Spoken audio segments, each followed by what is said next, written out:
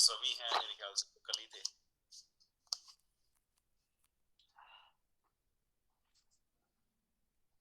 महेश कुमार जी का।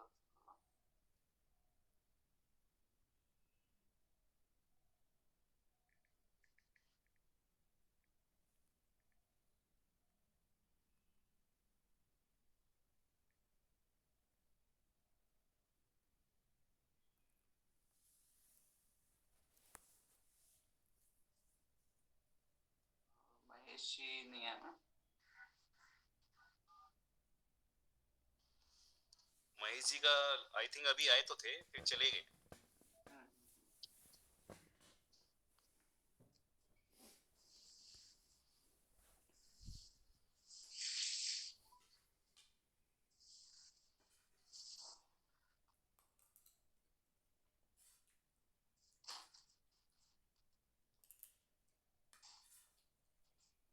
लग नहीं रहा, शायद उनका कुछ नेटवर्क की समस्या होगी। तो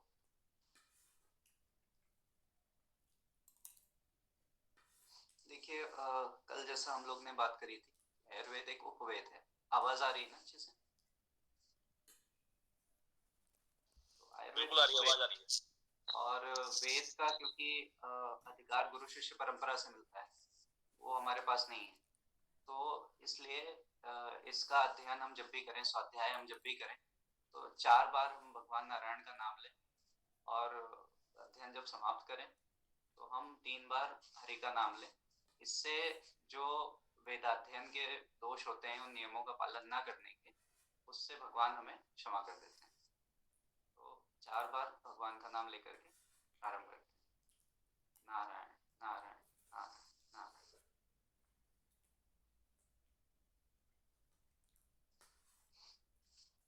मन ही मन श्री गणेश जी को नमस्कार कर लेते हैं। विद्या की देवी भगवती सरस्वती को नमस्कार कर लेते हैं, उनके स्वरूप का चिंतन करके। और जो भी महर्षि और आदिदेव हुए हैं जिन्होंने इस आयुर्वेद का उद्भव किया है, उनके चरणों में भी नमस्कार।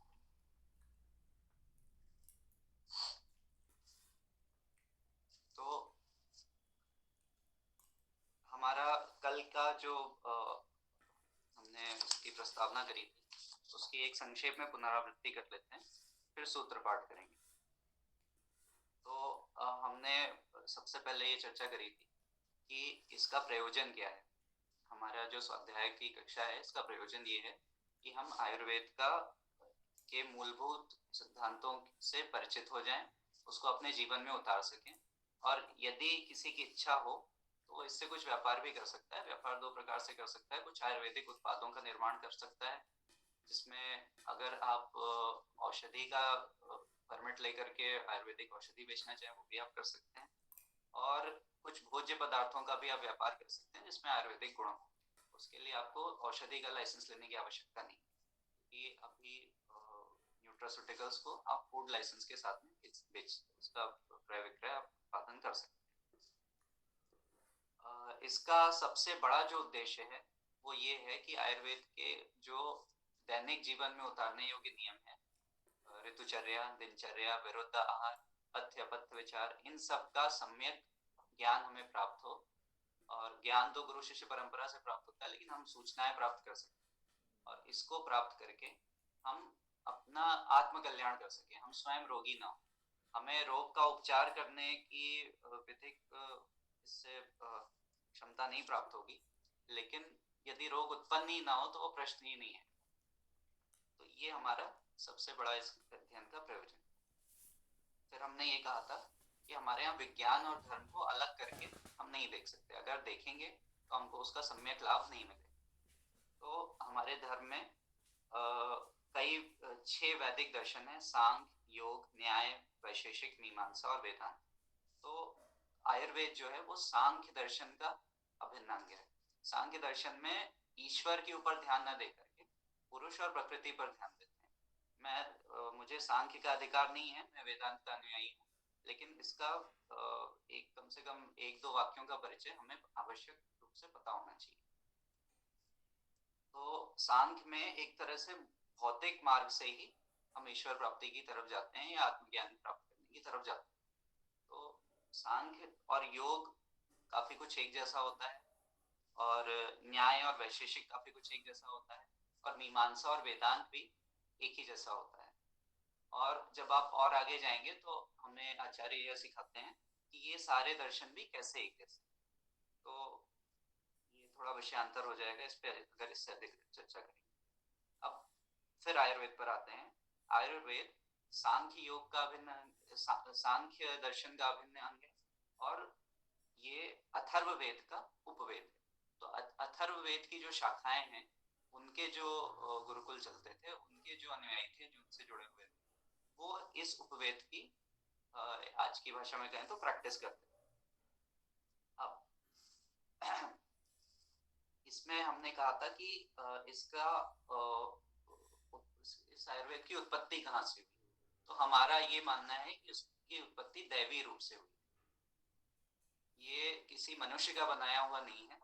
ये हमारे हमारे परंपरा में बताया है कि ये हमारा जिस ब्रह्मांड में हम रह रहे हैं, जिसको यूनिवर्स कहते हैं, ये यूनिवर्स एकमात्र यूनिवर्स नहीं, ऐसे कई सारे समानांतर ब्रह्मांड यानी कि पैरेलल यूनिवर्स बने हुए। इसकी चर्चा वेदांत में आती है और सांख्य में भी आती है।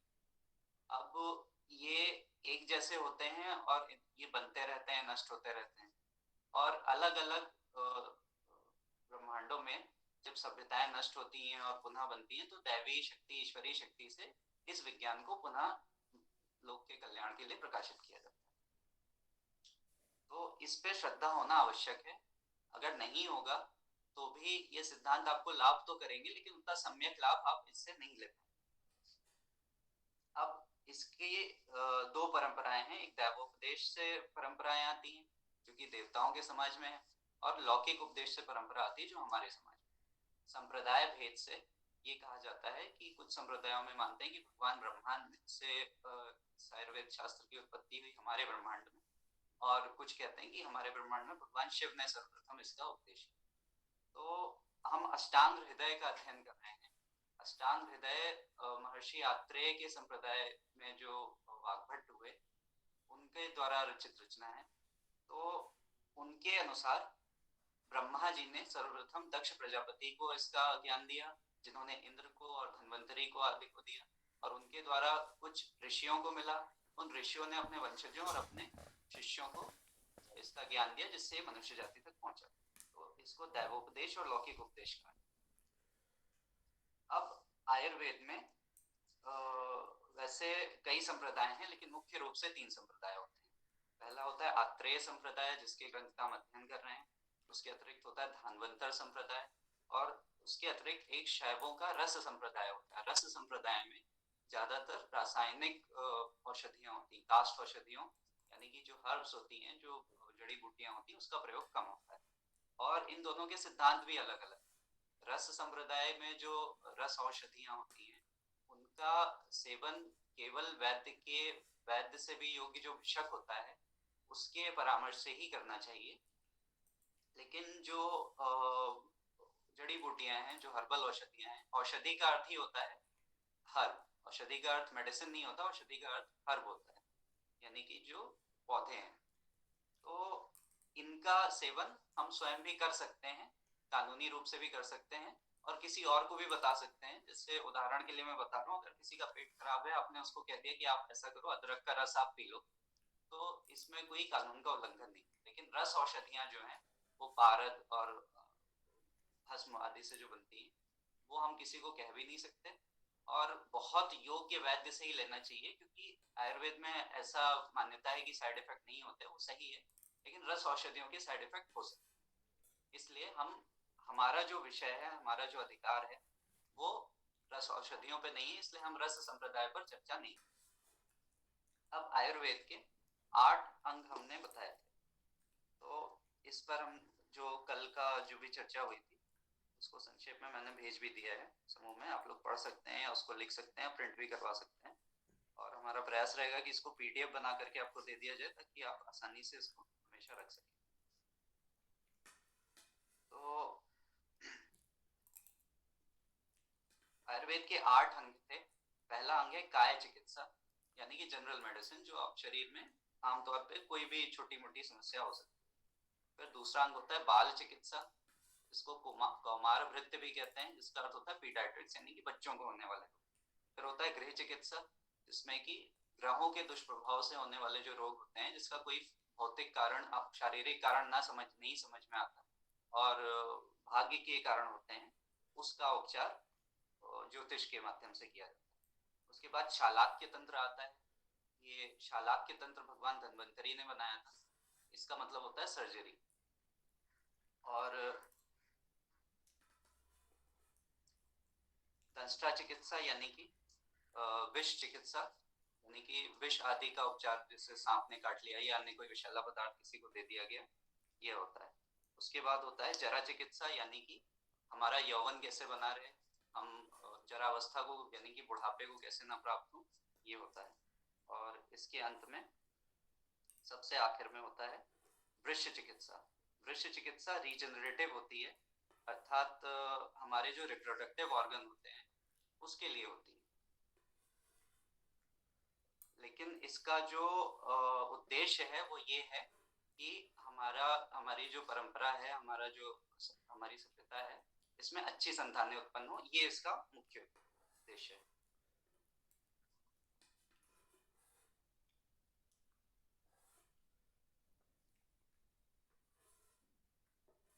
अब हम आते हैं, आपको पीडीएफ सबने डाउनलोड कर लिए हैं, उसको खोल लेते हैं।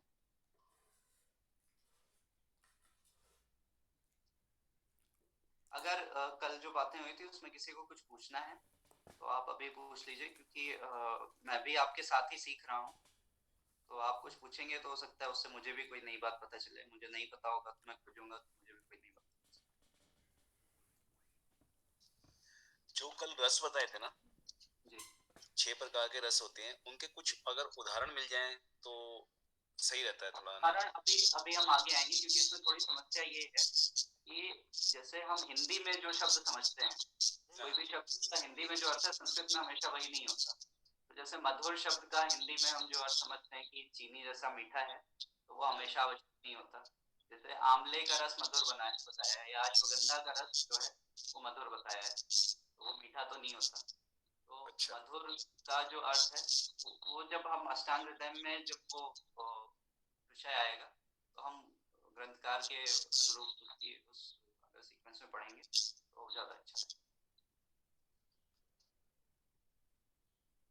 तो पीडीएफ में पृष्ठ संख्या 40 है। अच्छा, इसमें जो पृष्ठ संख्या लिखी है वो अलग है और इधर अलग है।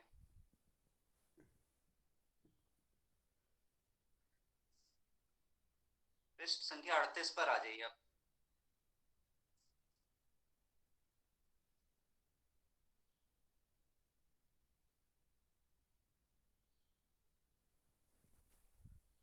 उसके पहले मंगलाचरण है, तो वो इसलिए होता है कि भगवान की प्रार्थना से प्रारंभ किया जाता है, तो वो हम कर चुके हैं।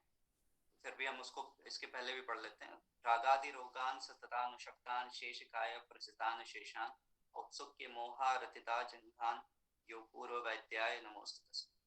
इसमें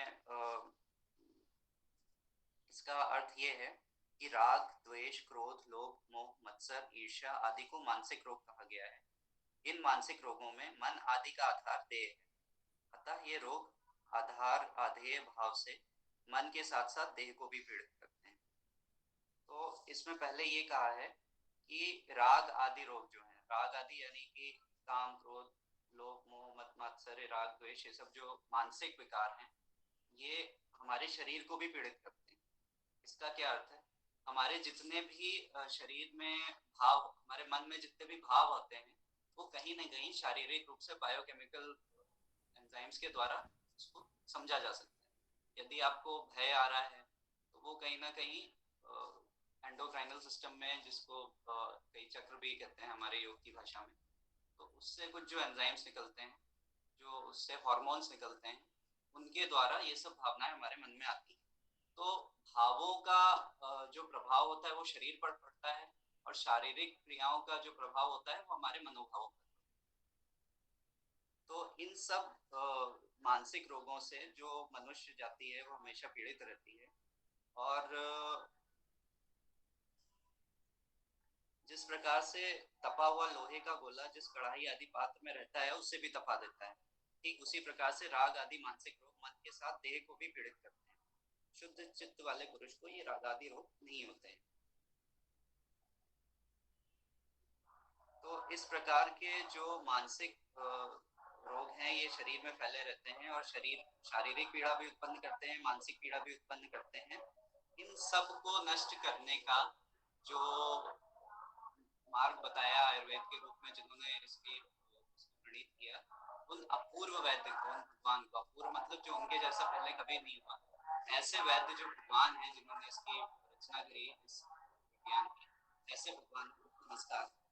इस मंगलाचरण के साथ में वाग्भट महर्षि ने अपने ग्रंथ को प्रारंभ किया।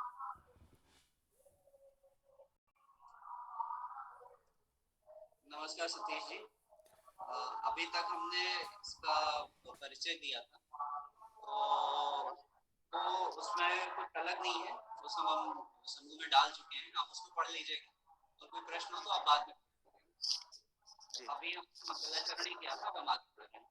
तो आप पीडीएफ जो ग्रुप में दे रखी है समूह में, उस पीडीएफ का पृष्ठ संख्या आप 40 खोल लीजिए। आप सुन पा रहे हैं सतीश जी?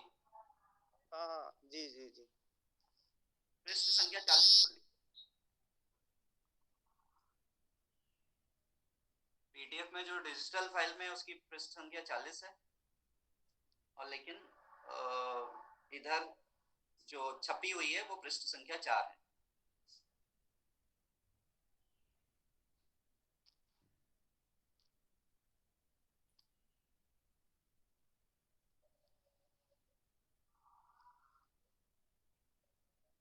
आपने खोल लिया? जी। तो अब भगवान को प्रणाम करने के बाद हमारी परंपरा है कि पहले कोई भी कार्य करने से पहले उसका प्रयोजन देखा जाता है कि हम किस प्रयोजन से करते हैं। हमने समूह में भी पहले प्रयोजन की चर्चा करी कि हमारा प्रयोजन क्या था। तो महर्षि वाग्भट का कहना है कि अच्छा, इसके भी पहले उन्होंने ये कहा कि मैं जो कुछ कह रहा हूँ ये महर्षि आत्रेय आदि और भी जो अन्य ऋषि हैं उनका कहा या हुआ ही बता रहा हूँ, इसमें हमने अपनी कोई मिलावट नहीं की। ये वो स्पष्टीकरण सबसे पहले देते हैं। ये दिव्य ज्ञान जो है मैं उसी को व्याख्या करके, उसी को संकलित करके मैं आगे रख रहा हूँ। इसमें मैंने अपनी मनुष्य बुद्धि से कुछ नहीं कहा है। इतिहास माहुरात्रेदयो महर्षय, इसका यह अर्थ है। महर्षि वाग्भट का कथन यह है कि प्रस्तुत तंत्र में जो कुछ भी कहा गया है वह महर्षि आत्रेय तथा धन्वंतरी आदि महर्षियों के वचनों के अनुसार ही कहा गया है। वे आप्त पुरुष थे, क्योंकि प्रामाणिकता आप्त पुरुषों के वचनों में ही होती है, इसीलिए हमने उक्त महर्षियों के वचनों का अनुसरण किया है। अतएव हमारे इस तंत्र में कोई भी अप्रामाणिक विषय नहीं कहा आया है। इसीलिए हम, यानी कि वाग्भट कह रहे हैं, इसलिए हम वाग्भट महर्षि भी आप्त प्रामाणिक है। हमारी बात जो कुछ इस ग्रंथ में लिखी है उस ग्रंथ को आप वेद के समान ही मान सकते हैं, क्योंकि इसमें वेद के विरुद्ध कुछ नहीं लिखा गया। आयुर्वेद जो कि उपवेद है उसकी जो व्याख्या वेद स्वरूप ऋषियों ने करी है, क्योंकि जिनको आत्मज्ञान होता है वो स्वयं भगवत स्वरूप, वेद स्वरूप वो स्वयं हो जाते हैं, उनकी वाणी वेद स्वरूप का होता है। तो उन्होंने जो कहा है मैंने उनके उपदेशों को ही संकलित किया है, इसलिए मेरे इस ग्रंथ को भी आप उसके समान ही मान सकते हैं। तो ये प्रारंभ में इसलिए उन्होंने कहा है क्योंकि मैं बार बार कह रहा हूँ कि ये जितनी भी बातें इसमें हैं हमारे शास्त्र में, हमारे परंपरा में, तो उस पर श्रद्धा रखना बहुत आवश्यक है। हमारे यहाँ ये भी बताया गया है कि आप किसी गुरु का वर्ण करने से पहले उसकी परीक्षा कर लीजिए। किसी शास्त्र का करने से पहले शास्त्र की भी आप एक बार परीक्षा अपने जीवन में ले सकते हैं। तो आपने ली है तो बहुत सुंदर बात है, नहीं ली है तो भी अगर आपने इसका अध्ययन करना शुरू कर दिया है तो आपकी इसमें अकूट श्रद्धा इसमें होनी बहुत आवश्यक है। तो इसमें जो लिखा है उसको अगर आप क्रिटिकली सोचेंगे कि ये सही है या गलत है, या देखें ये कितना सही है, तो आपको इसका लाभ नहीं मिलेगा। ये बहुत ही गूढ़ बातें हैं जो बहुत ही कम शब्दों में उन्होंने कही है और प्रत्यक्ष रूप से नहीं कही है, लेकिन इसका ये सब जो सार गर्भित इसका जो लक्ष्य था उनका कहने का, उसको समझना आवश्यक है। आगे महर्षि ये कहते हैं कि धर्म, अर्थ और काम, काम अर्थात कोई भी कामना हो हमारी, जैसे मान लीजिए हमारी कामनाओं की हमें बड़ा मकान बनाना है, कोई भी हो, तो धर्म, अर्थ और काम, इन तीन पुरुषार्थों का साधन आयु है। अर्थात अगर हमारे पास आयु ही नहीं होगी, अगर हम अल्प आयु होंगे, तो हम ना ज्ञान प्राप्त कर पाएंगे, ना हम धर्म के की जानकारी ले पाएंगे, और ना हम अर्थ का संचय कर पाएंगे, और ना हम अपनी कामनाओं की पूर्ति कर पाएंगे। तो आयु ही इन सबका साधन है, इन तीन पुरुषार्थों का। बल्कि अगर कहा जाए कि चौथे पुरुषार्थ का, यानी कि मोक्ष का भी, धर्म, अर्थ, काम, मोक्ष, चारों का साधन जो है वो आयु ही है, तो कोई अतिशयोक्ति नहीं होगी। क्योंकि हमारे संस्कृति में ये कहा गया है कि मोक्ष केवल मनुष्य योनि में ही प्राप्त हो सकता है, तो मनुष्य योनि की आयु बड़ी ही कीमती, तो इसका संवर्धन हो, इसलिए आयुर्वेद ग्रंथ का अवतरण किया गया, ताकि हमारा जो परम लक्ष्य है हम उसको पा सकें, और लौकिक लक्ष्य भी जो है उसको भी पा सकें। अतः सुखायु की कामना करने वाले पुरुष को आयुर्वेद शास्त्रों में निर्दिष्ट उपदेशों में परम आदर करना चाहिए। तो अगर जीवन हमें सुख से जीना है, और उसके अतिरिक्त भी हमें कोई आध्यात्मिक लक्ष्य भी प्राप्त करना है, या नहीं भी करना है, केवल लौकिक लक्ष्य भी प्राप्त करना है, तो शरीर का अच्छा होना बड़ा आवश्यक है। और संस्कृत में कहते भी हैं, ये है कि शरीर माध्यम खलु धर्म साधन, शरीर जो है वो धर्म को सिद्ध करने का सर्वप्रथम साधन है। तो इन शास्त्रों में आपको दो प्रकार के उपदेश मिलेंगे, एक है कि क्या करना है, यानी कि विहितात्मक, और एक है या विधानात्मक, और क्या नहीं करना है, यानी कि निषेधात्मक। तो इन दोनों का हमें आदर करना है और उनका पालन करना है। यदि हम सम्यक रूप से इसको भगवान की वाणी मान करके उस आदर के साथ में इसकी एक एक सिद्धांत का पालन करेंगे, तो हमें ये फलेगा, और तभी हम इसका पूरा लाभ ले पाएंगे।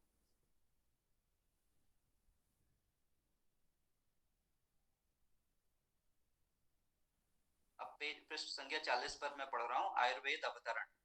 तो अब हमने प्रयोजन समझ लिया, अब ये समझते हैं कि आयुर्वेद आया कहाँ से।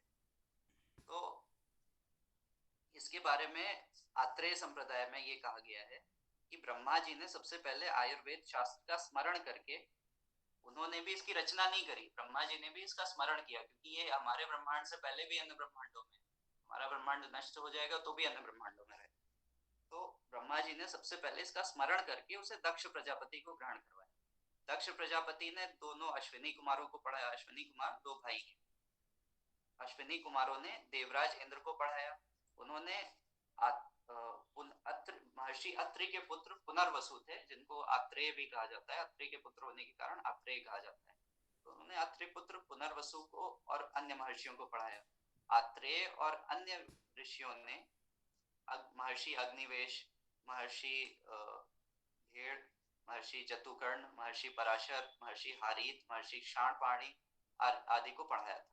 और फिर इन ऋषियों ने अपने अपने गुरुकुल में अपने अपने शिष्यों के द्वारा इसको पढ़ाया, और इसके अलग अलग अंगों का विभाजन किया, क्योंकि जो ऋषि थे अथवा जो देवता थे, उनके ज्ञान को धारण करने की सीमा अनंत है, लेकिन मनुष्य की, और मनुष्य जैसे जैसे कलयुग के हिसाब से अपना नियम आदि का त्याग कर रहा है, तो उसके ज्ञान को धारण करने की सीमा कम होती जा रही है। तो इसलिए महर्षियों ने, जैसे भगवान वेद व्यास ने वेदों का विभाग करके उसको 4 भाग में विभाजित कर दिया, उसी तरह आयुर्वेद को भी उसके अलग अलग महर्षियों ने अलग अलग अंगों में बांट करके उसका विस्तार किया, ताकि वो पूरा का पूरा ज्ञान जो है वो पर्याप्त रहे। यदि हम आज के ज्ञान की बात करें, तो क्या कोई ऐसा वैज्ञानिक हो सकता है जिससे बायोलॉजी की भी जानकारी हो, फिजिक्स की भी हो, केमिस्ट्री की भी हो?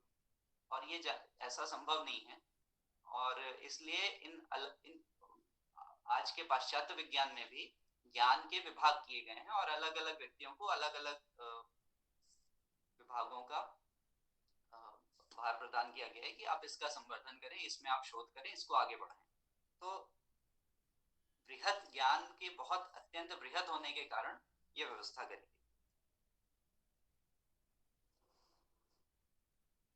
तो इसको अवतरणिका कहते हैं, कि हमारे संप्रदाय में क्या अवतरणिका, अर्थात कि आयुर्वेद का अवतरण कहाँ से हुआ है, गुरु शिष्य परंपरा क्या है, ये करना है। तो ये अभी आपको हो सकता है लगे कि हम आयुर्वेद सीखने आए हैं, इसमें क्या खाना है क्या नहीं खाना, ये क्या कर रहे हैं, लेकिन ये परंपरा है ऐसी।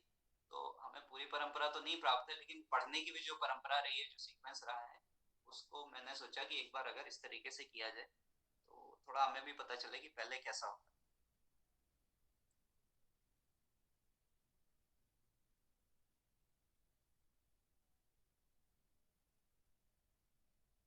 अब अष्टांग हृदय का स्वरूप, ये है पृष्ठ संख्या 41 पर, यानी कि जो छपा हुआ पृष्ठांक है वो है 5। अष्टांग हृदय का स्वरूप। महर्षि वाग्भट का कथन है कि इधर उधर बिखरे हुए प्राचीन तंत्रों में से उत्तमोत्तम, उत्तम से उत्तम सार भाग को लेकर यह उच्चय संग्रह किया गया है। उच्चय समुच्चय मतलब उनको साथ में लाना। प्रस्तुत संग्रह ग्रंथ का नाम है अष्टांग हृदयम। इसमें प्राचीन तंत्रों में वर्णित विषय न अत्यंत संक्षेप में है और न अत्यंत विस्तार से कहे गए। नाति संक्षेप विस्तरम, ये शब्द महर्षि वाग्भट ने प्रयोग किया है। पिछला जो भी पहले ज्ञान जो है वो मौखिक रूप से आगे बढ़ाया जाता था, और बाद में क्योंकि मनुष्य की मेधा शक्ति कम हो गई तो उसको भोजपत्रों पर लिखना प्रारंभ किया, और उसके भी पहले छंद के आधार से आगे बढ़ाया जाता था। तो जैसे जैसे मेधा शक्ति कम होती गई तो उसका सार रूप इकट्ठा करने के लिए इस प्रकार के संहिताएं हमारे महर्षियों ने, आचार्यों ने बनाना प्रारंभ किया। तो इसका जो महर्षि वाग्भट कहते हैं कि मेरे ग्रंथ का सबसे बड़ा जो अंग्रेजी में कहें कैरेक्टरिस्टिक फीचर क्या है, कि इसमें सभी ज्ञान का सार रूप जो है वो बताया गया। किस तरीके से बताया गया है? ना अति संक्षेप विस्तरम, ना अति संक्षेप में और ना बहुत विस्तार में। अति संक्षेप में बताएंगे तो हम उसका निहितार्थ जो है, आपने देखा कि ये एक छोटी सी लाइन थी, उसका कितना गूढ़ अर्थ मैंने बताया, लेकिन अब इसका अर्थ और भी होगा जो मुझे भी नहीं पता, और अगर और संक्षेप में बताते तो हम कभी, आज के मनुष्य हम लोग कभी समझ नहीं पाते, और बहुत विस्तार में होता तो उतना धारण नहीं कर पाते। इस वजह से ना अति संक्षेप ना विस्तरम, इस तरीके से इन्होंने इसको बताया है। अब श्लोक संख्या 5 पर आते हैं, जिसमें वो आयुर्वेद के 8 अंगों का वर्णन कर रहे हैं जो हम अभी पढ़ चुके हैं। तो इससे आगे बढ़ जाते हैं, हम पढ़ चुके हैं, ठीक है। थोड़ा इस पे एक एक लाइन फिर भी, क्योंकि सतीश जी नए आए हैं, फिर से बात कर देते हैं। पहला अंग होता है काय चिकित्सा। काय चिकित्सा का अर्थ होता है कि हमारा जो जैसे जनरल प्रैक्टिस जो होती है, शरीर में जो सामान्य रूप से रोग उत्पन्न होते हैं उनका एक जनरल उपचार करना। इसमें संपूर्ण शरीर को पीड़ित करने वाले आमाशय तथा पक्वाशय से उत्पन्न होने वाले ज्वर आदि समस्त रोगों की शांति का उपाय किया जाता है। अतः इसे काय चिकित्सा नामक प्रथम अंग कहते हैं। यह काय, यौवन आदि अवस्थाओं वाला है। इस अंग के प्रधान तंत्र अग्निवेश तंत्र, चरक संहिता और भेल संहिता तथा हरित संहिता आदि। अच्छा, ये अग्निवेश तंत्र के बाद इन्होंने कोष्ठक में चरक संहिता क्यों लिखा है? महर्षि अग्निवेश थे, जैसे महर्षि पराशर और आदि को ऋषियों ने ज्ञान दिया था। सप्त ऋषि मूल होते हैं और उनके वंशज जो होते हैं उनमें भी कई ऋषि हुए। तो अग्निवेश ऋषि जो थे उनको किसी सप्त ऋषि से ज्ञान मिला और उन्होंने अग्निवेश तंत्र बनाया। तो उस तंत्र में बाद में उनकी परंपरा में उसको, जब वो तंत्र लुप्त प्राय होता गया तो उनके यहाँ आचार्य चरक हुए महर्षि अग्निवेश की परंपरा में, उनके गुरु शिष्य परंपरा में। तो उन्होंने अपने आदि गुरु महर्षि अग्निवेश के तंत्र का समुच्चय करके चरक संहिता बनाई, संक्षेप में, ना अति संक्षेप ना अति विस्तार, उन्होंने भी इसी प्रकार से। तो इसलिए अग्निवेश तंत्र के आगे चरक संहिता लिखा है। तो काय चिकित्सा में हमारे जनरल बॉडी के जनरल एलिमेंट्स का उपचार किया जाता है। उसके बाद आता है बाल तंत्र या कौमार वृत्ति। कौमार वृत्ति में क्या होता है? बाल तंत्र में, जैसे पीडियाट्रिक्स आज के समय में कहते हैं, तो बालकों को, किशोर वय के जो बालक होते हैं उनके शरीर में जो रोग उत्पन्न होते हैं उनके उपचार बाल तंत्र इस दूसरे अंग में किया जाता है। उसके बाद आती है गृह चिकित्सा, यानी कि भूत विद्या। अब इसमें क्या होता है, जैसे कई रोग हैं, अब यहाँ पर इसीलिए मैं बार बार इतना मैंने जोर डाल करके, मैं जितनी बार, असंख्य बार कहूँ वो भी कम है, कि हमें यहाँ पर श्रद्धा रखनी आवश्यक है। तो गृह चिकित्सा क्या है? जैसे कोई रोग है, उसका शारीरिक कारण नहीं भी हो सकता है, उसका कारण ग्रहजन्य, भाग्यजन्य या अन्य व्याधियों से भी हो सकता है। तो पितृदोष भी इससे भी हो सकता है, और भी कई कारणों से रोग होते हैं, और अपने पाप से भी कई रोग होते हैं। जैसे मैं आपको एक उदाहरण दे रहा हूँ। अब श्रद्धा करना आपके हाथ में है। अभी आज के समय में आप देखें तो कैंसर रोग जो होता है वो गलत जीवन शैली से तो होता ही होता है, लेकिन उसका एक कारण भ्रष्टाचार भी है। आप देखिए अपने जीवन में, आप अपने जानकारी वालों को देखिए जिनको कैंसर अगर किसी को हुआ है, तो अगर उसकी जीवन शैली बहुत अच्छी भी थी फिर भी उसको कैंसर हो गया। तो हो सकता है कहीं ना कहीं, जैसे कई लोग आजकल ऑर्गेनिक खाना खाते हैं, भ्रष्टाचार जो कर रहे हैं उनके पास बहुत पैसा है तो ऑर्गेनिक खाना भी खा सकते हैं, अच्छी चीजें खा सकते हैं, उनका जीवन शैली भी स्वास्थ्य की दृष्टि से अच्छी हो सकती है, फिर भी उनको कैंसर हो जाता है। तो ये कहीं ना कहीं पाप से भी रोग उत्पन्न होते हैं। आयुर्वेद में एक बात आती है, जिससे मैं अभी, आप मान लीजिए आप स्कंद पुराण पढ़ें या अन्य कोई वैष्णव ग्रंथ भी होते हैं उसमें भी आप पढ़ेंगे, तो आपको बताएंगे कि एकादशी को चावल खाने से पाप लगता है। तो एकादशी को चावल खाने से पाप क्यों लगेगा? पाप लगना क्या, चावल में कोई जीव था कि उसको खा लिया तो उसको जीवन तो खैर होता है पेड़ पौधों में, लेकिन उसमें कोई ऐसी चेतना तो थी नहीं कि उसको दर्द होगा और उसकी हत्या हो जाएगी तो आपको पाप लगेगा। पाप का अर्थ ये है कि पाप का आयुर्वेद की दृष्टि, देखिए कोई भी आप ग्रंथ लें या कोई भी आप एक फील्ड लें, तो उसमें अंग्रेजी में कहते हैं कि जार्गन्स होते हैं, यानी कि उसके कुछ क्लिष्ट शब्दावली होती है, उस अपनी अपनी विधा। तो आयुर्वेद में जिस चीज का जो मतलब है वो आवश्यक नहीं है कि अन्य दर्शनों में या अन्य स्थानों में या अन्य भाषाओं में उसका वही मतलब। तो पाप का अर्थ वह कर्म होता है जो रोग उत्पन्न करे आयुर्वेद में। तो इसलिए अगर आप पाप करेंगे तो उसका फल दुख होगा, और रोग होगा, रोग का भी फल दुख होगा। तो जैसे अगर कहीं ये आता है, जैसे आयुर्वेद में ये आपको बताया जाएगा जब आप बिहार का अध्ययन करेंगे, कि पूर्णिमा अथवा अमावस्या के दिन गर्म पानी से, उष्ण जल से स्नान करने पे गौहत्या करने का पाप। तो ऐसा क्या मतलब, इससे किसी को, गाय को मारना तो एक पाप है क्योंकि उसको पीड़ा पहुंची जीव। अब गर्म पानी से नहाने से ऐसा पाप क्यों लगा? उसका अर्थ ये नहीं है कि आपको पाप लगेगा, आप नरक में जाएंगे। उसका अर्थ ये है कि गौहत्या जो करेगा उसका फल पाप होगा, पाप का फल दुख होगा। तो यदि आप अमावस्या को उष्ण जल से स्नान करेंगे तो आपको रोग होगा, रोग से दुख होगा, इसलिए उसको उसके समान पाप कहा गया। तो गृह चिकित्सा में इन सब रोगों का उपचार किया जाता है, मंत्र से किया जाता है, यज्ञ से किया जाता है, और भी अन्य कर्मकांड के द्वारा किया जाता है, जिससे आपको भौतिक कारणों से, अन्य कारणों से जो रोग उत्पन्न हुए उनका उपचार हो सके। उसके बाद आता है शालाक्य तंत्र, यानी कि ऊर्ध्वांग चिकित्सा।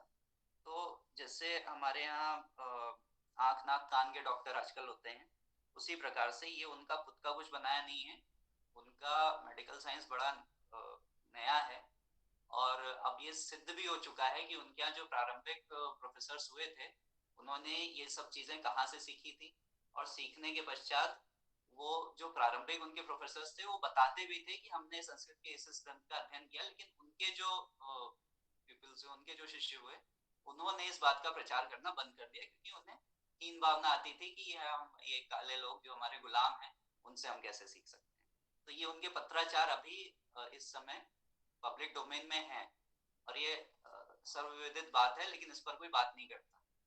तो उनके यहाँ जो एक स्पेशलाइजेशन बना है कि आंख नाक कान के डॉक्टर हैं, तो वो यहाँ से आता है शालाक्य तंत्र से। ये हमारे यहाँ का ही किया हुआ है। तो इसमें क्या होता है, आंख, मुख, कान, नासिका, इन सब पर जो शिरा प्रदेश जो होता है, उत्तमांग जिसको कहते हैं, यानी कि इसके ऊपर का ये जितना भाग है, इस प्रदेश में जितने रोग होते हैं इसको शालाक्य तंत्र यानी ऊर्ध्वांग चिकित्सा में पढ़ा जाता है।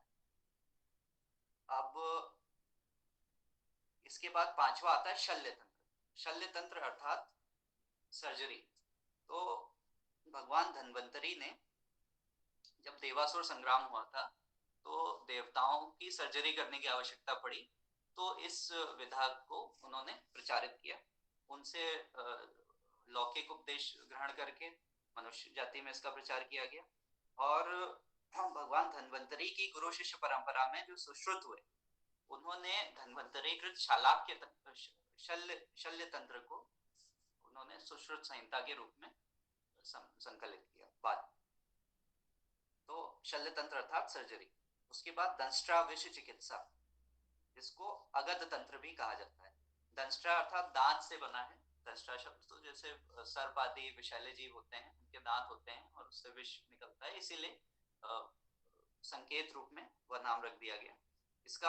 इसको हम टॉक्सिकोलॉजी भी कह सकते हैं। तो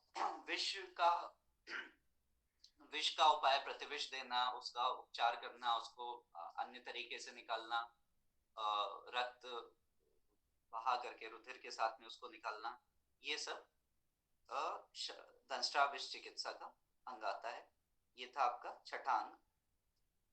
उसके बाद सातवां आता है जरा चिकित्सा, यानी कि रसायन तंत्र।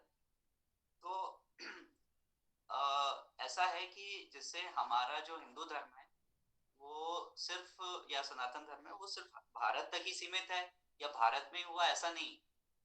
ये पूरे विश्व में था, लेकिन भारत में ही अभी बचा हुआ।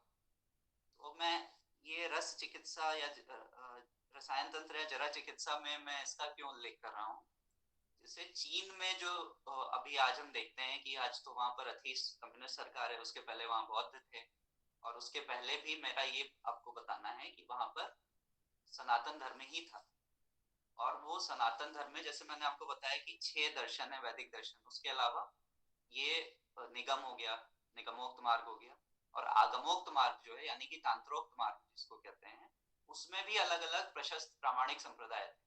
उसमें से एक संप्रदाय था जो कि महर्षि वशिष्ठ ने ही उसका प्रचार चीन देश में किया था। उसको महाचीनाचार या दिव्य चीनाचार संप्रदाय कहते हैं। तो चीनाचार संप्रदाय के 2 भाग थे, महाचीनाचार और दिव्य चीनाचार।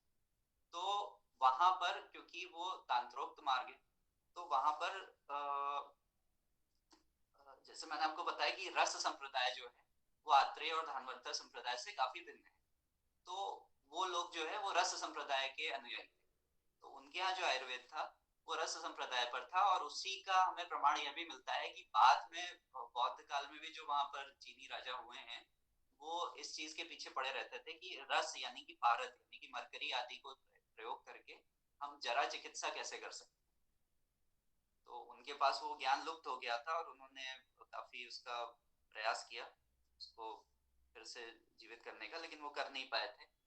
लेकिन इससे हमें ये पता चलता है कि उनके यहाँ ये इच्छा या ये सूचना आई कहाँ से कि हम पारे से कुछ इस प्रकार का प्रयोग कर सकते हैं वृद्धावस्था की चिकित्सा के लिए। तो सातवां अंग है जरा चिकित्सा, इसको रसायन तंत्र भी कहते हैं।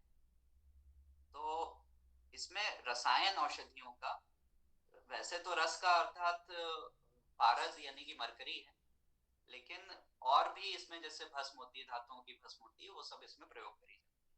जैसे कि आप आयुर्वेद में कई औषधियां देखेंगे जिसमें भंग भस्म, स्वर्ण भस्म, लौह भस्म, ये सब, रजत भस्म, ताम्र भस्म, ये सब होता है। तो वो रस चिकित्सा का ही भाग है, और इन औषधियों को भूल करके भी बिना अत्यंत योग्य वैद्य के परामर्श के नहीं लेना चाहिए। बीच बीच में आप कभी भी सवाल पूछ सकते हैं, कोई भी प्रश्न हो। मैं बोलते जा रहा हूँ, अगर कुछ भी हो आप बता दीजिए, मैं रुक जाऊंगा दोबारा। कोई प्रश्न तो नहीं किसी को?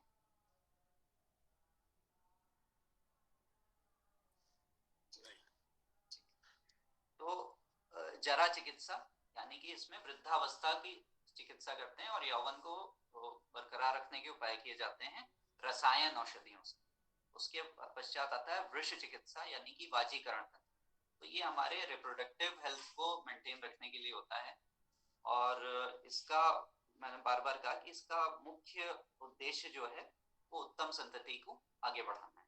लेकिन आजकल इसका प्रयोग जो है वो दूसरी चीज के लिए किया जाता है। तो ये 8 अंग जो हैं सिर्फ एक श्लोक के माध्यम से भगवान वाग्भट ने इसको बताया हमें। तो ये छंद रूप में होते हैं ताकि इसको हम याद कर सकें। अगर कोई साथ में संस्कृत सीखना चाहता है, विवेक जी तो संस्कृत के जानकार हैं, तो वो अगर चाहें तो मैं आपको इसका मूल संस्कृत के श्लोक में भेज दूंगा। आप इसका पारायण करके इसको कंठस्थ भी कर सकते हैं, और ये क्योंकि छंद रूप में होता है तो बड़ी आसानी से कंठस्थ हो जाता है। और इसमें इस तरीके से बताया है कि ये इतना लंबा जो मैंने बोला, ये संस्कृत में सिर्फ एक वाक्य में, एक श्लोक में ये सारगर्भित रूप से आ जाता है और समझ में भी आ जाता है। और हिंदी में हम इतना बोलते हैं तब समझ में आता है। तो ये संस्कृत भाषा की महिमा है। उसके बाद अब महर्षि वाग्भट जो है वो दोषों का वर्णन करते हैं छठे श्लोक में। वायु पित्तम कफश्चेति त्रयो दोषा समासतः। आयुर्वेद शास्त्र में संक्षिप्त तीन ही दोष माने जाते हैं, यानी कि वायु, यानी कि वायु को वात भी कहते हैं, पित्त और कफ। ये कफ नहीं होता है, जैसे अंग्रेजी में कफ बोलते हैं खांसी को, कफ नहीं होता है, कफ होता है। कफ फल, फ से फल, इसमें नीचे नुक्ता नहीं होता है। हमारे संस्कृत भाषा में ये ध्वनि नहीं होती है फ की, फ होता है। कफ, वात, पित्त और कफ। तो इनका विशेष परिचय जो है वो इसके 11वें अध्याय में होगा, लेकिन अभी यहाँ पर उन्होंने शुरुआत में बताया कि ये तीन दोष होते हैं। तो अब सांख्य योग में हम अपने ज्ञान का प्रारंभ करते हैं अपने आसपास जो चीजें हैं उनका ऑब्जर्वेशन करके, उनका अवलोकन करके। तो उसमें ये सबसे पहले पंच महाभूत आते हैं और बाकी चीजें आती हैं। तो पंच महाभूत और इन सब के प्रभाव से, इन सब का समुच्चय से ही ये दोषों की उत्पत्ति हुई है। वो कैसे हुई है, क्या हुई है, ये बड़े एडवांस लेवल की बात हो जाएगी। अगर हम इसको करेंगे तो विषयांतर भी हो जाएगा, ऐसा हो जाएगा। लेकिन हमें इतना अवश्य पता होना चाहिए कि वस्तुएं आई कहाँ से। तो ये जो पंच महाभूत का सिद्धांत है उसी से तीन दोषों का सिद्धांत निकला है। कैसे निकला है ये शायद हमारा विषय अभी नहीं है, लेकिन निकला है ये हमें अवश्य पता होना चाहिए। और यही कारण है कि जैसे बीएमएस जो लोग पढ़ते हैं, डिग्री लेते हैं, उनके उनके कोर्स में ये चीज उन्हें नहीं बताई जाती कि इसका सांख्य से क्या कनेक्शन है। ये वैज्ञानिक और एमबीबीएस के डॉक्टर ये कहते हैं कि ये आप वात पित्त कफ बता रहे हो, ये कैसे आया, कहाँ से आया, इसको किसी मशीन से हम नाप क्यों नहीं सकते। तो उसका उत्तर कोई देने वाला होता नहीं, क्योंकि हमें अपनी उत्पत्ति नहीं पता। हमें अगर ये पता होगा कि ये सांख्य दर्शन से आया है तो सांख्य के जो ज्ञाता हैं हम उनसे संपर्क करके जान सकते हैं कि कैसे आया। ऐसा नहीं कि लुप्त हो गया ज्ञान, ये अभी भी है, लेकिन वो दर्शन के अध्यापक होते हैं, उनसे आप पूछेंगे तब उन्हें भी पता चलेगा अच्छा कि हमारा जो सिद्धांत है इसका ये यहाँ पर भी है एप्लीकेशन। तो ये आवश्यक है। तो थोड़ा सा इसका जितना संक्षेप में इसमें लिखा है टीकाकार ने, उनकी टीका हम पढ़ लेते हैं। तो पृष्ठ संख्या 44 पर है हम अभी। श्लोक हमने पढ़ लिया, वायु पित्तम कफश्चेति त्रयो दोषा समासतः। अब इनका जो टीकाकार की टिप्पणी है, जो इनका वक्तव्य है, उनको पढ़ते हैं। इन वात आदि दोषों का विशेष परिचय अष्टांग हृदय सूत्र स्थान के 11वें दोषादि विज्ञान नामक अध्याय में देखें। सुश्रुत सूत्र स्थान 1:22 में कहा गया है कि पृथ्वी, जल, तेज, वायु तथा आकाश, इन 5 महाभूतों के संयोग का नाम पुरुष है। और चरक शारीर स्थान में खादयश चेतना षष्ठा धातव पुरुष स्मृत, अर्थात उत्त पंच महाभूत और चेतना धातु, चेतना का आधार मन सहित आत्मा है। तो हम जैसे हम मनुष्य हैं, तो मनुष्य क्या होता है? यदि किसी की मृत्यु हो जाती है तो क्या हम कहते हैं कि ये मनुष्य पड़ा है? हम कहते हैं कि यह लाश पड़ी है या मिट्टी पड़ी है। और कोई मरा हुआ हो, मान लीजिए कि किसी का भूत टहल रहा है और हमें दिख गया, हालांकि दिखता नहीं है आंखों से, लेकिन मान लीजिए दिख गया, तो हम क्या कहेंगे कि मनुष्य टहल रहा है? हम कहेंगे या भूत या आत्मा टहल रही। तो इसका अर्थ यह है कि मनुष्य क्या होता है? मनुष्य इस पंच भौतिक शरीर और आत्मा और मन, इन तीनों का समुच्चय मनुष्य है। तो ये चिकित्सक पुरुष है। चिकित्सक पुरुष अर्थात जिसकी चिकित्सा हमें करनी है, वो पुरुष जो है वो इस हिसाब से बना है। और मोक्ष विषयक शास्त्र में 25 तत्वों के संयोग को पुरुष कहा गया है। तो अब इसमें 25 क्या होता है? जैसे कर्मेंद्रियां हो जाती हैं और अंतःकरण चातुष्टय हो जाता है। यानी कि जैसे जो वेस्टर्न साइकोलॉजी है उसमें हम एक कहते हैं कि ये माइंड, एक कंपोनेंट को मानते हैं माइंड। लेकिन हमारे यहाँ अलग अलग वैदिक दर्शनों में, जैसे मैं वेदांत का अनुयायी हूँ, तो वेदांत में हमारे मन, अंतःकरण को मन नहीं मानते। उनका जो माइंड है उसको हम संस्कृत में अंतःकरण कह सकते हैं वेदांत की दृष्टि से। उसके 4 विभाग किए हैं, मन, बुद्धि, चित्त और अहंकार। अब ये अलग अलग है, जब तक हम इसको नहीं समझेंगे तब तक हम साइकोलॉजी कैसे समझ पाएंगे, ये उनकी लिमिटेशन है।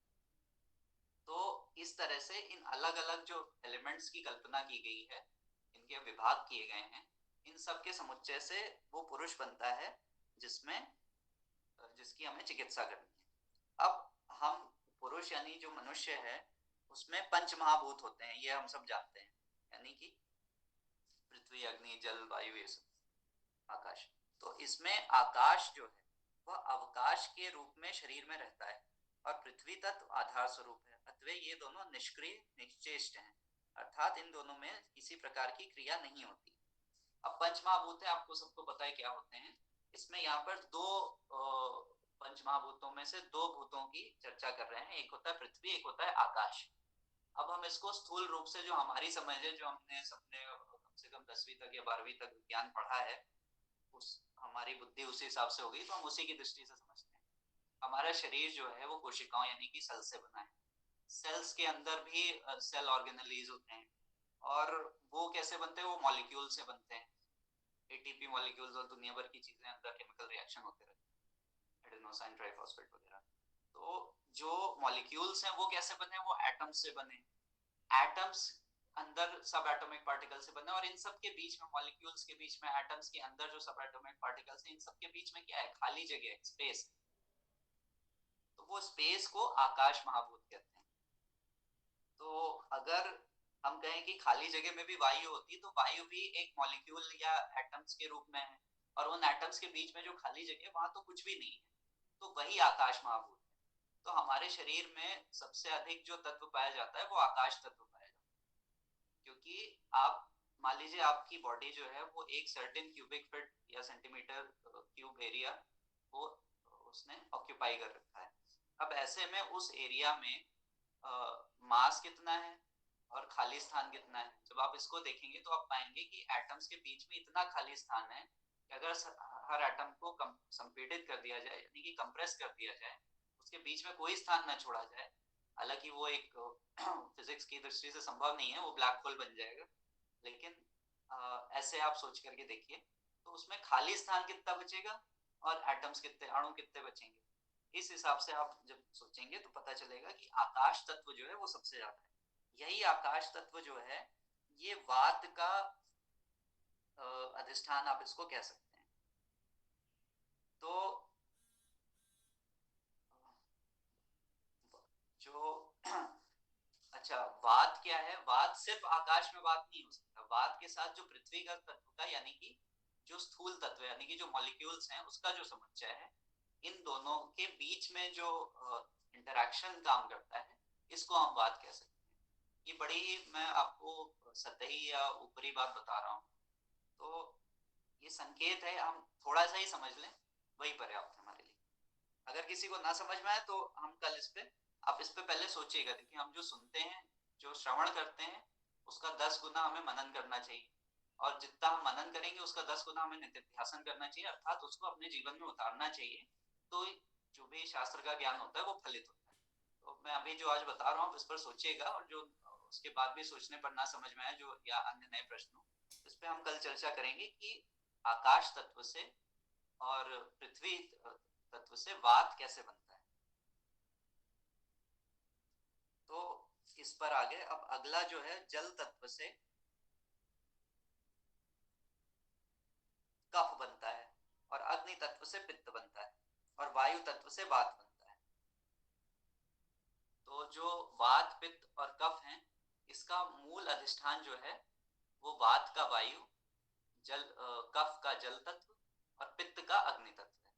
अब आगे हम ये जो 11वां अध्याय था उसमें हम ये भी पढ़ेंगे कि वात भी 5 प्रकार का होता है, पित्त भी 5 प्रकार का होता है, और इन सब के इंटरेक्शन से आपस में रोग भी पैदा होते हैं और मनोभाव भी पैदा होते हैं। जैसे कि एक उदाहरण मैं आपको बता रहा हूँ, ये मैं थोड़ा विषयांतर कर देता हूँ बीच बीच में ताकि आपका इंटरेस्ट इसमें बना रहे, क्योंकि प्रारंभ में ये बड़ी थोड़ी सी रूखी बातें हैं, तो थोड़ा इसलिए मैं आपको एक उदाहरण दे रहा हूँ कि आगे जब आप ये सीख लेंगे तो इसका आप अपने जीवन में इस तरह से प्रयोग कर सकते हैं।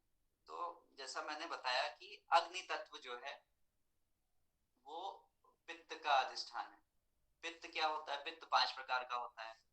अब अग्नि का अर्थात आग जो जलने वाली लपट होती है, सिर्फ वही नहीं होता, ठीक है। आग क्या है? जो फायर होती है, फायर क्या है? वो एक प्रकार का एक्सोथर्मिक केमिकल रिएक्शन, ठीक है। तो कोई भी चीज जो एक्सोथर्मिक है या जिसमें ऊर्जा निकल रही है, ये एक बड़ा ही स्थूल है, ये एकदम सही व्याख्या मैं आपको नहीं बता रहा हूँ, थोड़ी सी स्थूल व्याख्या समझने की। जैसे हम पहले छोटे बच्चे थे तो हमें प्लम पुडिंग मॉडल सिखाया जाता था एटम का। वो ये भी बताया जाता था कि गलत है, लेकिन आगे समझने के लिए इसको समझना आवश्यक है। तो इसलिए आप अभी इसको गलत ही मान करके, लेकिन इसको समझने के लिए आप समझे कि जैसे कोई भी एक्सोथर्मिक रिएक्शन है तो हम उसको अग्नि कह सकते हैं, और अग्नि है तो कहीं ना कहीं वो पित्त है, ठीक है। ये वैसे गलत है, लेकिन समझने के लिए आप अभी इस पे विश्वास करें। तो अब अभी हमारे यहाँ हमेशा से बताते हैं, जैसे मैंने उस दिन कहा था कि जैसे गर्म तासीर और ठंडी तासीर यूनानी पद्धति में बताते हैं, हमारे यहाँ उष्ण वीर्य और शीत वीर्य बोलते हैं। तो जो उष्ण वीर्य वस्तु है, इसको आप अभी किसी एमबीबीएस डॉक्टर के पास जाएंगे तो कहेगा नहीं, इन सब चीजों का कोई मतलब नहीं होता, कि हमारे यहाँ कहते हैं छाला हो गया तो आप धनिया के बीज और सौंफ को पानी में भिगा करके खाएं, वो ठंडा करता है।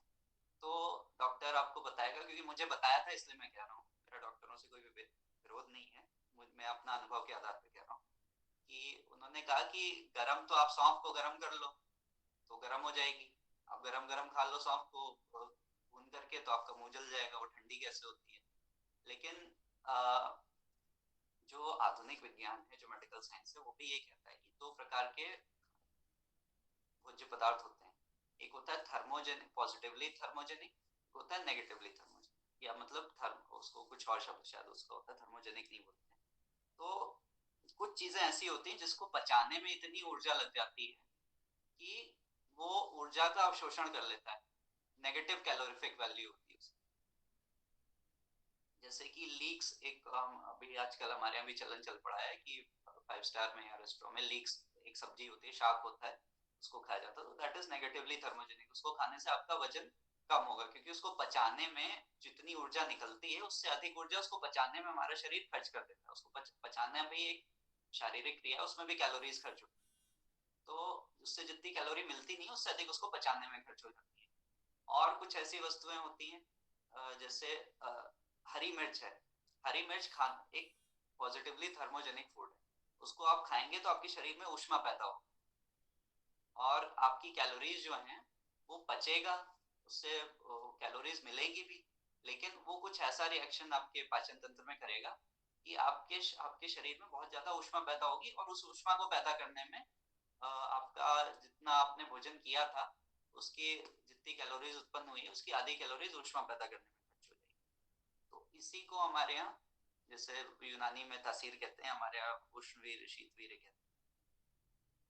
तो इन सब ये सीखने के बाद इन सिद्धांतों का प्रैक्टिकल एप्लीकेशन अपने जीवन में कर सकते हैं। जैसे अगर ठंड आपको लग रही है या कोई आपको अरुचि हो रही है, तो आपको पता चल जाएगा कि मुझे अभी थोड़ा अपच जैसा लग रहा है, लेकिन खाना जरूरी है कि कमजोरी आ जाएगी या अन्य कोई कारण है कि अभी खा लें, नहीं तो बाद में नहीं मिलेगा, दिन भर लोग बाहर रहते हैं, तो उसके साथ में हम मिर्च खा सकते हैं। और अगर ठंड बहुत लग रही है, बाहर जाना है, तो हम कुछ ऐसी औषधियों का सेवन कर सकते हैं, अजवाइन आदि का सत्य यानी कि एसेंशियल ऑयल उसका ले सकते हैं, जिससे कि वो इतना थर्मोजेनिक होता है कि हमें कम गर्म कपड़े पहनेंगे तो भी काम चल जाएगा।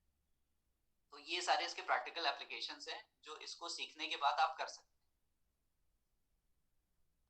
अब हमने 3 दोषों को समझा, जो कि वात आता है वायु से, कफ आता है जल से, और पित्त आता है अग्नि से। अब अगली बात इसी श्लोक में कही है, विकृता विकृता देहम हन्ति ते वर्तयन्ति च। तो ये तीनों वात आदि दोष जो हैं, वात पित्त कफ जो 3 दोष हैं, ये विकृत होने पर शरीर का विनाश कर देते हैं और अविकृत होने पर जीवन दान करते हैं, अथवा स्वास्थ्य को बरकरार रखने में सहायक होते हैं। विकृति और अविकृति क्या होता है। आयुर्वेद का सिद्धांत यह है कि ये तीनों दोष जो हैं, वात पित्त और कफ, ये समान मात्रा में होने चाहिए। ना एक बढ़ा हुआ हो, ना दूसरा उससे कम हो, ना तीसरा उससे भी बढ़ा हुआ हो। ये तीनों समान रहेंगे तो आपकी आयु जो है वो सुखायु हितायु रहेगी, यानी कि आप रोगी नहीं रहेंगे, आप स्वस्थ रहेंगे। और यदि ये विकृत होते हैं, यानी कि असम होते हैं, यानी कि एक कम और एक ज्यादा, तो आपको रोग पैदा होते हैं। तो विकृति दो प्रकार से हो सकती है। असमता जो है, असाम में जो है, वो दो प्रकार से हो सकता है कि वो दोष आपका बढ़ भी सकता है और कम भी हो सकता है। तो ये दो प्रकार से, वृद्धि और क्षय, ये दो प्रकार की विकृतियां होती हैं। जैसे अब ये ऋतु के अनुसार अपने आप ही बढ़ता है। जैसे वात दोष जो है, ये वर्षा ऋतु में बहुत बढ़ जाता है।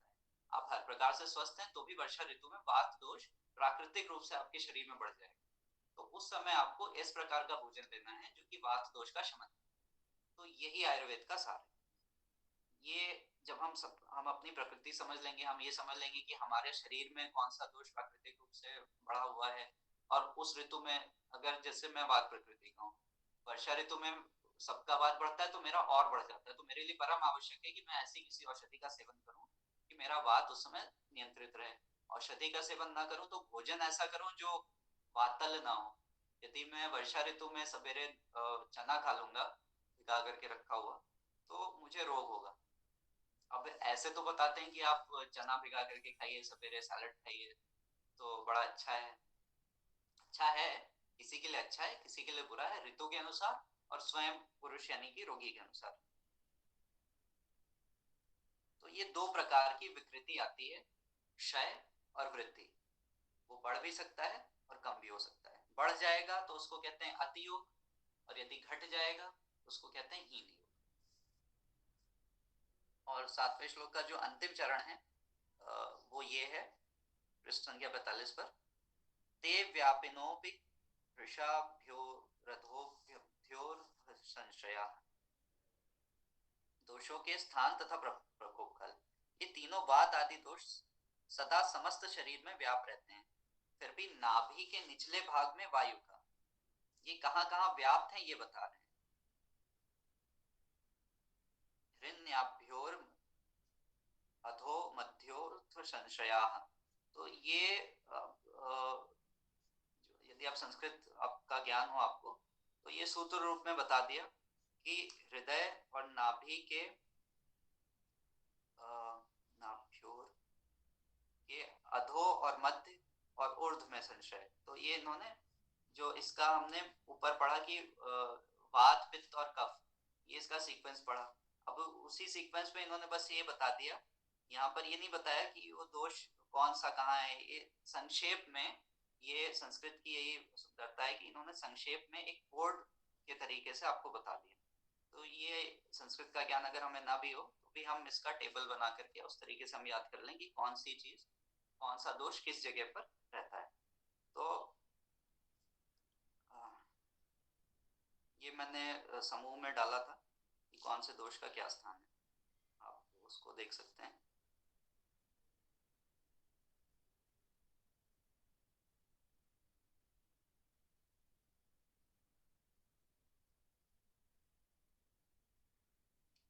तो वात जो होता है, वात दोष नाभि के नीचे के अंगों पे अपना दुष्प्रभाव करता है। तो वात प्रकृति के लोगों का सबसे पहला लक्षण ये होता है कि उनके पैर हो सकता है दुखते हो, या वात में जोड़ों की समस्या होती है जिसको संधिवात भी कहते हैं वृद्धावस्था में। पित्त का जो स्थान होता है वो नाभि के ऊपर और हृदय के नीचे, नाभि और हृदय के मध्य में होता है। और कफ का जो स्थान होता है वो हृदय के ऊपर होता है। यानी कि ये जो यहाँ पर जो शालाक्य तंत्र में जो चिकित्सा करते हैं उसमें कफ के प्रकोपित होने से, कफ के विकृत होने से शालाक्य रोग हो सकते हैं। और पित्त दोष होने से यहाँ पाचन तंत्र के रोग हो सकते हैं। और वात के रोग, वात से नीचे जोड़ों के और बाकी भी जगह जो जोड़ हैं वहां के रोग हो सकते हैं। तो ये हमने आज 7वें श्लोक तक इसका अनुशीलन किया है, पृष्ठ संख्या 45 पर। अब आपका गृह कार्य ये है कि मैंने जो ग्रुप में, समूह में डाला है, आप उसको पढ़ेंगे। और ये जो आपको पीडीएफ दी गई है, यहाँ पर पृष्ठ संख्या 45 तक आप पढ़ेंगे। ये आपका गृह कार्य है, ये बहुत आवश्यक है क्योंकि देखिए यहाँ पर हम इसको थोड़ा थोड़ा ऊपर से पढ़ सकते हैं। आपको इसकी जानकारी चाहिए तो इसमें आपको पुरुषार्थ करना पड़ेगा। ठीक है, आप पृष्ठ संख्या 45 जो है, तो जहां से इसका ये मंगलाचरण शुरू हुआ है वहां से लेकर पृष्ठ संख्या 45 तक प्रथम अध्याय का आपको पहले 7 श्लोकों का पूरा अध्ययन करना है। और इसमें जो भी बात आपको ना समझ में आप पूछ सकते हैं, और अगर आप पूछेंगे तो उसमें मेरा हित है, मैं इस अपने स्वार्थ से आपसे कह रहा हूँ कि आप पूछेंगे तो मैं भी उसको खोजूंगा तो मुझे भी समझ में आएगा। तो अभी तक जो हुआ उसमें किसी को कोई प्रश्न है तो वो बता दें।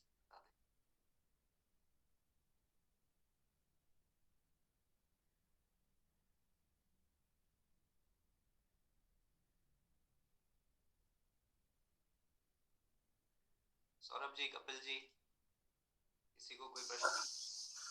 हेलो जी बताइए। आपने ये बताया था कि जैसे कि आयुर्वेद में बताया गया है कि कुछ अगर विरुद्ध चीजें या वैसी चीजें खाते हैं तो पाप लगता है, तो लेकिन वो पापों को अलग अलग तरीके से बताया गया है, जैसे कि हाँ भी गौ हत्या का पाप लगता है या किसी की बच्चे की मृत्यु का पाप लगता है, इस तरह का। तो वो अलग अलग मतलब दुख है तो दुख तो सिमिलर होना चाहिए ना, मतलब ये चीज थोड़ा कंफ्यूज करती है कि अलग अलग तरह क्यों डिफाइन किया गया है।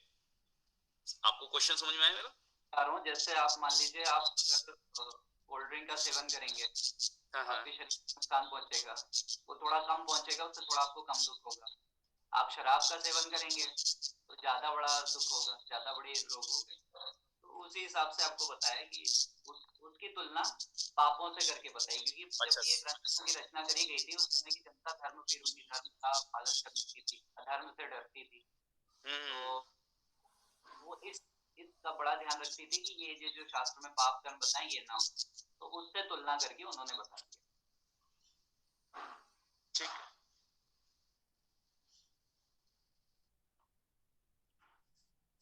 गुंजन जी, आप का कोई प्रश्न नहीं है? आपने कल भी कुछ नहीं पूछा था? नहीं सर, कोई क्वेश्चन नहीं है मेरा। समझ में आ रहा है ये इसका? जैसे कई शब्द इसमें कठिन होते हैं हिंदी के या संस्कृत के, उसमें आपको कोई समस्या नहीं? नहीं सर, समस्या तो है, ये बात मैं आपसे अभी यही पूछना था सिर्फ मुझे। तो ये आप उस शब्दों का मतलब आप पूछ लिया करिए ना जो ना समझ में आपको। नहीं सर, आज मैं पीडीएफ पढ़ूंगी तो मुझे जो समझ में नहीं आएगा मैं उसको नोट डाउन करूंगी। चलिए, आप लोग उस समय भी पूछ सकते हैं। आप जब आप लोग सवेरे जब कक्षा होती है तो आप एक मतलब लिख सकते हैं कि मुझे ये नहीं समझ में आया, तो अभी इस समय जब संहार करेंगे उस समय हम लोग पूछ सकते हैं। ऐसी कोई समस्या नहीं कि आप बाद में ही पूछें, क्योंकि हम सब लोग साथ में ही पढ़ रहे हैं, ऐसी कोई बात नहीं। तो पृष्ठ संख्या 45 तक सबको पढ़ना है, इसको देख लीजिएगा। विवेक जी, आप कुछ बताना चाहते हैं किसी को, या कोई मुझसे त्रुटि हुई हो उसको आप सामने रखना चाहें? नहीं, आपसे कोई त्रुटि नहीं हुई। मैं बस थोड़ा ये है कि छंद जो हम पढ़ते ना वो आवश्यक है, छंद पढ़ना जो आवश्यक सूत्र तो है, लेकिन वो फिर ये 2-3 साल हो जाएगा फिर पूरा ग्रंथ का। हाँ, ये तो समय तो लगेगा उसमें। की रुचि नहीं है ना, अगर सबकी रुचि का मान नहीं रखेंगे तो लोग भाग जाएंगे। वो मेधा तभी स्थापित हो पाएगा जब वो स्मरण करेंगे। और दूसरा, हाँ, थोड़ा टर्मिनोलॉजी पे भी ध्यान दें। जैसे जो ये शलाक्य है, शलाक्य जी, ये शलाका से बना है। अच्छा, शलाका सलाई, जी जी, सलाई से जिनको ट्रीट किया जा सके, तो हम ऐसे चीजें थोड़ा करें जिससे हम स्मरण रख सकें। अच्छा, ये थोड़ा इस पे प्रकाश डालें, मेरा भी ज्ञानवर्धन करें। शलाका से ट्रीट किया जा सके अर्थात क्या ये कुछ क्या एक्यूपंक्चर जैसा कुछ क्या है? नहीं, शलाका सलाई जिससे हम आंखों में अंजन लगाते हैं। अंजन, अच्छा, सौवीरांजन आदि जो ये है। तो मतलब कफ दोष होते हैं वो अंजन से, नीलांजन या सौवीरांजन से उसका उपचार हो सकता है, इसका ये। हाँ, जैसे आपने ईएनटी बताया ना जी, शलाक्य चिकित्सा जो है वो नेत्र, नासिका और कर्ण संबंधी है। इन तीनों में ही सलाका या सलाई का प्रयोग किया जाता है। अच्छा, तो इसलिए ये शलाक्य चिकित्सा है। अच्छा। शब्द तो का उद्भव कहाँ से तो अपने समूह के ही हैं, कुछ लोग बाहर के हैं, तो वो आपसे परिचित नहीं है, तो उनके लाभ के लिए मैं बता दूं कि विवेक जी चलते फिरते पुस्तकालय हैं और शास्त्र के ज्ञान के भंडार हैं।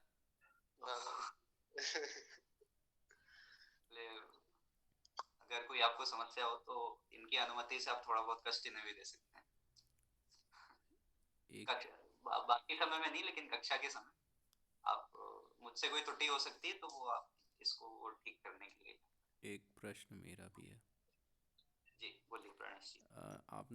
आपने डिस्क्राइब किया है कि जैसे वेट लॉस के लिए कुछ ऐसी चीज़ें खा सकते हैं जिससे उस एनर्जी कम रिलीज़ हो स्टमक में जाने के बाद, लेकिन हमारी बॉडी ज़्यादा एनर्जी खर्च करे उसको डाइजेस्ट करने में। उसके लिए कुछ और एग्जांपल दे सकते हैं? ये मतलब मैंने ऐसा नहीं कहा कि ऐसा किया जाना चाहिए, मैंने ऐसा बताया कि ऐसा होता है। तो आप इस तरीके से कर सकते हैं कि जिससे कई लोग खाए बिना नहीं रह सकते, ठीक है। तो मैं आपको कल इसका सिर्फ वेट लॉस ही एक एप्लीकेशन नहीं है, मैं आपको बता रहा हूँ। कल मुझे जो था, कल वर्षा हुई थी यहाँ पर, तो मैं वात प्रकृति का हूँ, वर्षा होने से वात और प्रकोपित हो जाता है। जब वात होता है तो थोड़ा सा अरुचि होती है भोजन, पित्त जिनका होता है तो उनको बहुत अच्छे से भूख लगती है। तो वात थोड़ा उत्पन्न होने से मैंने क्या किया कि अच्छा, मैं क्योंकि कृषकाय हूँ इसलिए यानी कि पतला हूँ मैं, तो ये भी मैं नहीं चाहता था कि मैं भोजन ना करूं, तो भोजन करना भी आवश्यक है, नहीं तो कमजोरी आ जाती। तो मैंने ये किया कि मैंने खिचड़ी खाई थी मूंग की, क्योंकि मूंग जो है वो अभी यहाँ पर हम ये भी पढ़ेंगे कि कौन सा अन्न सर्वोत्तम है, कौन सा हीन है। तो मूंग जो है वो दालों में सर्वश्रेष्ठ दाल बताई गई है अष्टांग हृदय में। तो उसमें मैंने शुद्ध गरम मसाला मेरे पास था, उसको अधिक परिमाण में यानी कि ज्यादा क्वांटिटी में डाल दिया। उससे क्या हुआ कि वो थोड़ा सा थर्मोजेनिक हो गया। गरम मसाला जो होता है थर्मोजेनिक होता है, उष्णवीर्य होता है। तो उससे मुझे, अगर मैं वो नहीं करता और खिचड़ी खा करके मैं सो जाता तो मुझे अपच हो सकती थी, अजीर्ण हो सकता था। लेकिन वो ना हो इसलिए मैंने किया, क्योंकि अजीर्ण क्या होता है कि पाचन शक्ति में जो जठराग्नि है, ठीक है, उसकी अग्नि मांद्य उसमें हो जाता है, उसकी अग्नि मंद पड़ जाती है।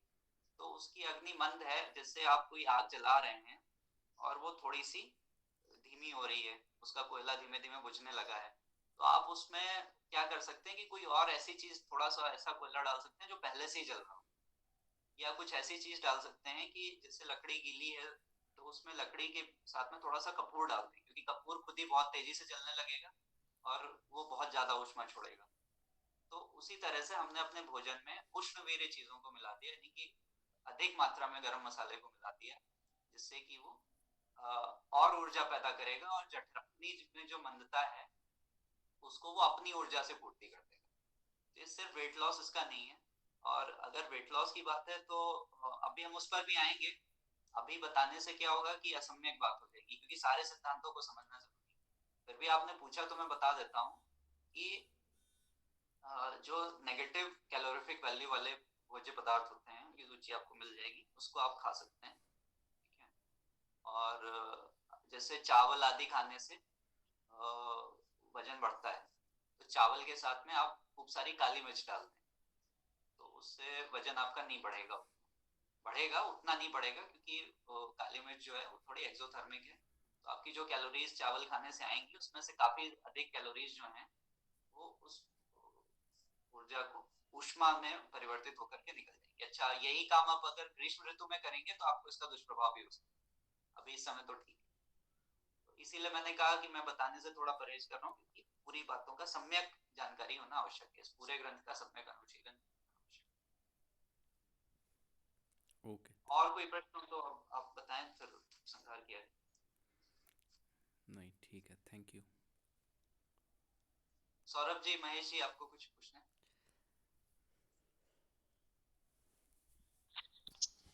ये बात का किन महाभूतों के संयोग से बनता है, तो दोष बनेगा? बात जो है वो उसका मूल अधिष्ठान वायु है, ठीक है। और कफ का मूल अधिष्ठान जो है वो जल है, और पित्त का मूल अधिष्ठान अग्नि तत्व है। बाकी के जो दो महाभूत हैं उनसे कोई दोष नहीं बनता है? पंच महाभूतों से शरीर बनता है बाकी ना का भी इसमें कुछ ना कुछ होता है, वो सांख्य दर्शन का विषय है, वो हमारा इसका विषय नहीं। हमारा विषय वहां से शुरू होता है कि ये 3 दोष होते हैं। अकेले वायु से वात नहीं बनता है, ठीक है। वायु का जो इंटरेक्शन होता है पृथ्वी तत्व के साथ, अन्य तत्वों के साथ, उससे बनता है। और ये भी 5 प्रकार के वात होते हैं, 5 प्रकार के पित्त होते हैं, तो वो हम आगे पढ़ेंगे। और एग्जैक्टली कैसे बना है ये तो फिर सांख्य दर्शन का विषय होगा।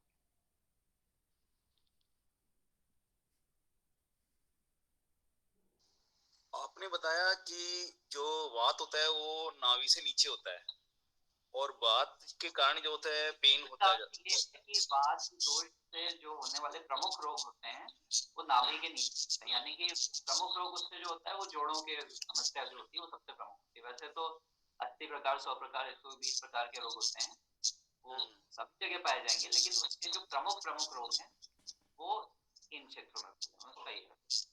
ठीक है। महेश जी, आपका समाधान हो गया? मैं साहब ट्रेन में चल रहा हूँ, अभी मेट्रो में हूँ, शाहजहानपुर से दिल्ली आया हूँ अभी, तो सुन रहा हूँ पर ये कुछ कह नहीं सकता है, थोड़ी सी ध्यान इधर उधर हो नमस्कार है कि आप इस मतलब अपनी व्यस्तता में भी शास्त्र का जी जी। सौरभ जी, आप कुछ कह रहे थे?